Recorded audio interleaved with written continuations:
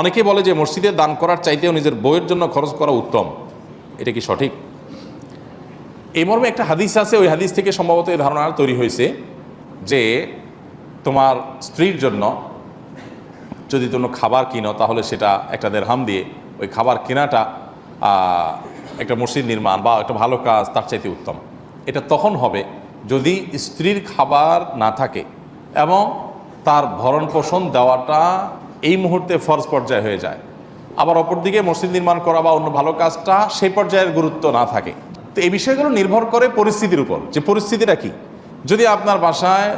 বউয়ের কাছে খাবার আছে শুধু তা না, ফ্রিজ বোঝায় খাবার আছে, ফ্রিজের বাইরে বহুত ড্রাই ফ্রুট আছে,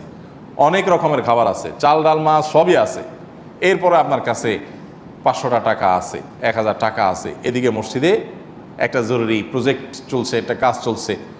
এখন এই টাইমে যদি আপনি হাদিস বানান যে ঠিক আছে